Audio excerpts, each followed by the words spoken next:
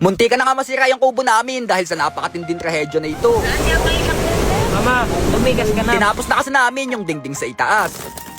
Hapon pa lang kasi nagbabanta na yung bagyo. Talagang maliwanag pa nga, umaapaw na yung baha. Kaya nakapag-decide kami na ilagay na yung yero.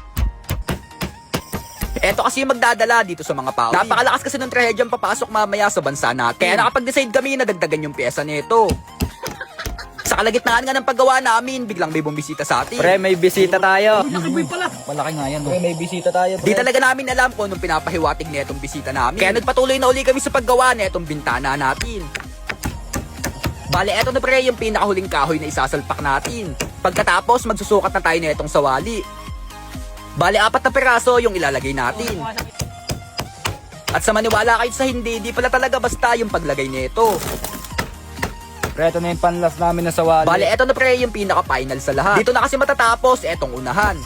Pre, nagwa-warning na yung bagyo. Alas 2:30 ng umaga, biglang nag-warning yung bagyo. Kaya nakapag-decide kami na magluto na ng hapunan. Kailangan kasi may lakas tayo mamaya. Napakalakas kasi ng papasok na bagyo. At sigurado, mapapalaban na naman tayo. Tinapos lang namin yung pagkain, pagkatapos, trabaho na ulit. Pre, dito naman tayo sa kabila.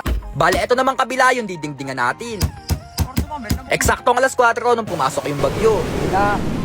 Pre, wait lang. Papakalala ko muna sa inyo ang 1xBet. Ang number 1 betting app dito sa Pilipinas. Napakadali na mag-register. Pilapan nyo lamang ang lahat ng ito. At huwag na huwag nyo kakalimutan gamitin yung promo code natin na RJ. At alam nyo ba na dito sa 1xBet, pwede kayong makakuha ng up to 16,000 bonus sa unang top up nyo. At pwede nyo na din tayaan yung mga favorite sports nyo katulad ng NBA at PBA. Kaya kung wala kang trip, register na. Isa lang talaga ang purpose kaya tinatapos namin to. Kaya talaga tinatapos namin to kasi tetestingin namin kung makakasurvive to sa bagyo. Pagkagat ng liwanag, biglang gumanda yung panahon. At sigurado, nagbabanta na ito. Kaya tingnan nyo yung view namin dito sa labas. Talagang napakaganda nung itsura sa labas. Pero sigurado, nagpapasakam lang Ay, yan. nakita ko na yung sinasabi mo, white lady kagabi.